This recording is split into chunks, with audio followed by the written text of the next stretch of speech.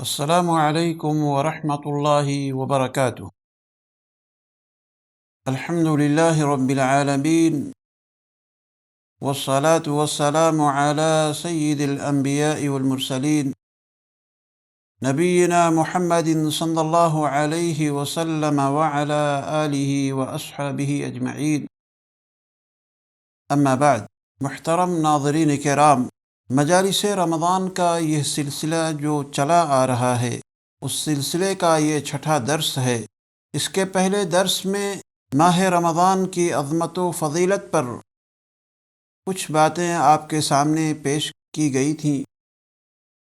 آج انشاءاللہ روزہ کا مفہوم کیا ہے اور اس کا مقصد کیا ہے، اس کے بارے میں انشاءاللہ باتیں آپ کے سامنے کچھ رکھی جائیں گی۔ عزیز ساتھیوں، روزہ کا مفہوم یہ ہے کہ اللہ رب العالمین کی عبادت اور اس کی رضا اور خوشنودی کی خاطر صبح صادق سے لے کر کے غروب آفتاب تک کھانے پینے اور بیوی سے ہم بستری کرنے اور روزہ توڑ دینے والی دیگر تمام چیزوں سے رکے رہنے کا نام روزہ ہے، اور یہ روزہ اسلام کا چوتھا رکن ہے، اور یہ ہر عاقل بالغ قادر مقیم مسلمان مرد و عورت پر فرض ہے، اور اس کے فرض ہونے پر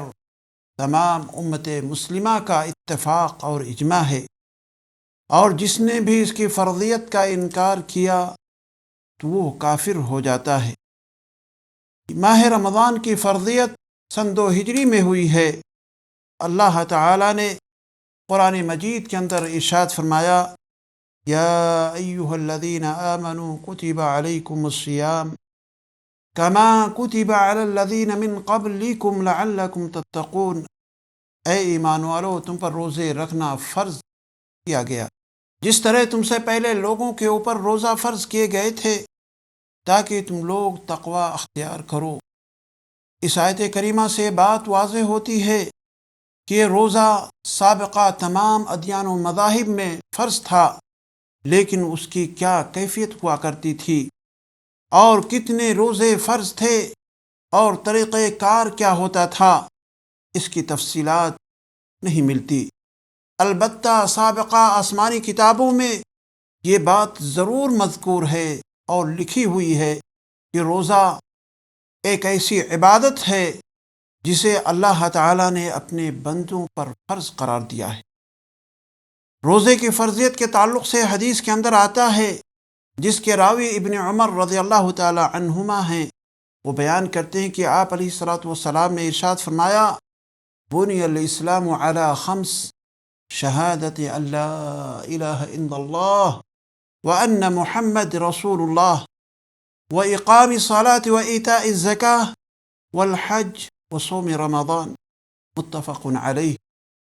اسلام کی بنیاد 5 چیزوں کے اوپر رکھی گئی ہے۔ اس بات کی شہادت دینا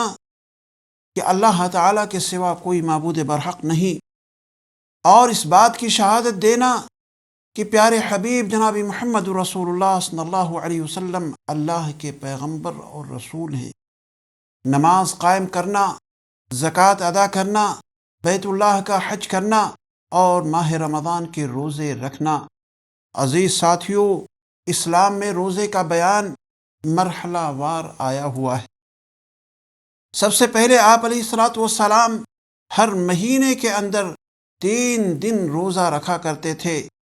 اور آپ کی پیروی اور آپ کی اطاعت میں صحابہ کرام بھی 3 دن روزہ رکھتے تھے۔ دوسرے، جب آپ علیہ الصلاۃ والسلام مدینہ تشریف لے گئے تو وہاں پر آپ نے یہودیوں کو دیکھا کہ وہ لوگ روزہ رکھتے ہیں، تو آپ علیہ الصلاۃ والسلام نے یوم عاشوراء کو بھی روزہ رکھا اور صحابہ کرام کو بھی روزہ رکھنے کی ترغیب دی۔ تیسرے یہ کہ جب یہ آیت کریمہ یا ایھا الذین آمنوا کتب علیکم الصیام نازل ہوئی تو اس موقع پر آپ علیہ الصلاۃ والسلام نے روزہ رکھا۔ چوتھے یہ کہ جب یہ آیت کریمہ فمن شہد منکم الشہر فلیصم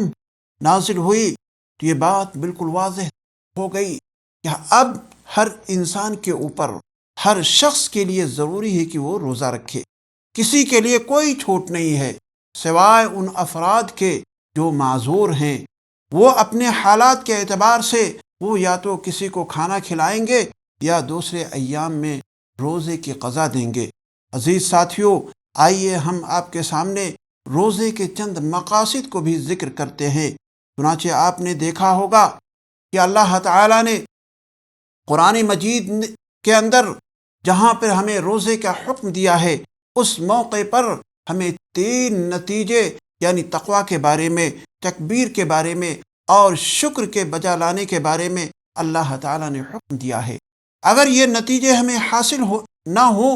تو ہمیں سمجھنا چاہیے کہ روزے کا فائدہ اور اس کا مقصد ہمیں نہیں مل پا رہا ہے، اور وہ روزہ نہیں مانا جائے گا، بلکہ وہ صرف فاقہ کی ایک شکل ہوگی۔ ایسے روزے دار کی کوئی حیثیت اللہ رب العالمین کے ہاں نہیں شمار ہوتی ہے۔ چنانچہ رسول اکرم صلی اللہ علیہ وسلم کی حدیث ہے، آپ علیہ الصلوۃ والسلام نے ارشاد فرمایا، کم من صائم الا السحر، یعنی کتنے روزے دار ہیں جنہیں بجز تشنگی کے کوئی چیز حاصل نہیں ہوتی، اور کتنے ایسے تہجد گزار ہیں جن کے تہجد سے بجز بیداری کے کوئی فائدہ انہیں حاصل نہیں ہوتا۔ روزے کا سب سے بڑا مقصد جو انسان کو حاصل ہوتا ہے وہ مقصد ہے تقوی ہے، خشیت الہی ہے اور للہیت ہے، چونکہ یہ انسان کے اخلاق و کردار کے سنوارنے میں بنیادی کردار ادا کرتا ہے۔ اللہ رب العالمین کے اوامر کو بجا لانے اور نواہی سے دور رہنے کا سبب بنتا ہے، اور یہ انسان کے اندر ایسا ملکہ پیدا کر دیتا ہے کہ جس کے وجہ سے یا جس کے باعث انسان برے اخلاق سے دور ہو جاتا ہے، اخلاق رذیلہ اور عادات شنیعہ سے بالکل الگ ہو جاتا ہے، اور رسومات قبیحہ سے مبرہ اور پاک و صاف ہو جاتا ہے۔ روزے دار کے شب و روز ذکر الہی، حلاوت ایمانی، انابت اللہ، زہد و تقوی، رکوع و سجود، تسبیح و تحلیل، خشوع اور خضوع، صبر و تحمل، بردباری اور سنجیدگی اور متانت میں گزرنے لگتے ہیں۔ عزیز ساتھیوں، روزے کا ایک مقصد یہ بھی ہے کہ اس کے ذریعے سے انسان اللہ رب العالمین کا تقرب حاصل کرتا ہے اور اپنی تمام تر ضروریات زندگی کو اس کی خاطر قربان کر دیتا ہے۔ روزے کا ایک مقصد یہ بھی ہے کہ روزہ رکھنے سے مالدار آدمی اللہ رب العالمین کی نعمتوں کی اہمیت کی قدر کرنا شروع کر دیتا ہے، کیونکہ کھانے اور پینے کی ساری چیزیں ہونے کے باوجود جب وہ پیاس کی شدت برداشت کرتا ہے اور کھانے کی تڑپ کو برداشت کرتا ہے، اس وقت اسے فاقہ کش انسانوں کا خیال آتا ہے جن کے گھروں کے اندر کھانے پینے کی چیزیں نہیں ہوتی ہیں۔ وہ لوگ کس طریقے سے اپنی زندگی بسر کرتے ہیں، پھر ان کے دل میں ان کے تئیں محبت پیدا ہوتی ہے، شفقت پیدا ہوتی ہے، اور اس کی بنا پر وہ ان کے اوپر اپنے مال کو، اپنی دولت کو اور اپنے صدقہ اور خیرات کو وہ ان کے اوپر زیادہ سے زیادہ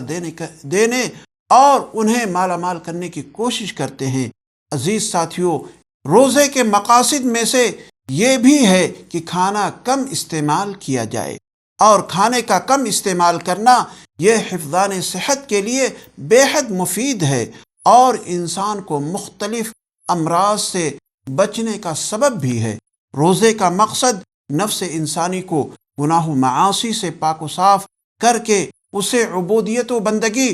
اور شرافت و نجابت کے اعلیٰ مقام پر لے جانا ہے۔ چنانچہ نبی کریم جناب محمد رسول اللہ صلی اللہ علیہ وسلم کا فرمان ہے، آپ علیہ الصلوۃ والسلام نے ارشاد فرمایا، یا معشر الشباب من استطاع منکم الباءۃ فلیتزوج فإنه اغض للبصر واحسن للفرج ومن لم يستطع فعليه بالصوم فإنه له وجاء۔ اے جوانوں کی جماعت، جب تم میں سے جسے نکاح کی قدرت ہو، طاقت ہو، شادی کرنے کی اس کے پاس حیثیت ہو تو وہ نکاح کر لے، کیونکہ وہ نکاح کو پست کرنے والی اور شرمگاہ کی حفاظت کرنے والا ہے، اور جسے طاقت نہ ہو اس کے لیے روزہ ہے، کیونکہ اس سے اس کی شہوت قابو میں رہے گی۔ روزے کا مقصد یہ بھی ہے عزیز ساتھیوں کہ یہ انسان کو لغو باتوں سے، بیہودہ باتوں سے دور رکھتا ہے۔ نبی کریم صلی اللہ علیہ وسلم نے ارشاد فرمایا، لیس الصیام من الاکل والشرب انما الصیام من اللغو والرفث، روزہ کھانے پینے سے بچنے کا نام نہیں بلکہ حقیقت میں برے اور لغو کام سے بچنے کا نام ہے۔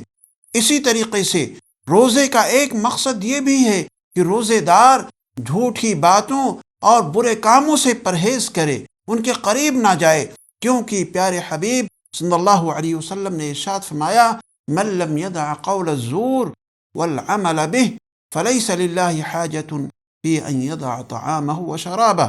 یعنی جو شخص روزے کی حالت میں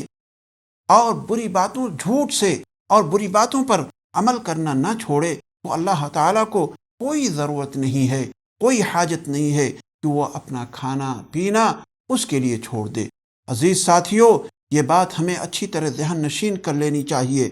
کہ روزے دار کی خاصیت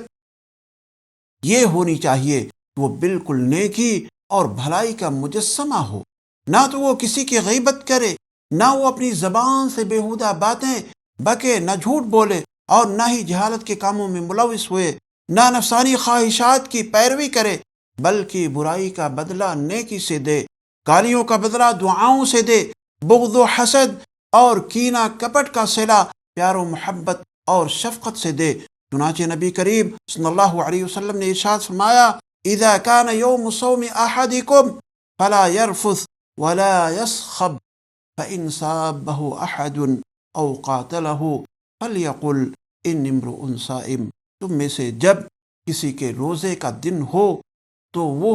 نہ بدگوئی کرے اور نہ شور و غل کرے، اگر کوئی اسے برا بھلا کہے یا اس سے لڑائی کرے، جھگڑے پہ اتر آئے، کہہ دے میں روزے سے ہوں، یعنی میرا روزہ ہے، اور وہ ان تمام لوگوں سے بالکل اپنے آپ کو الگ کر لے۔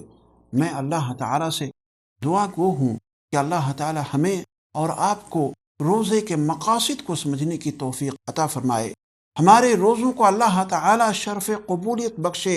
اور ہم تمام روزے داروں کو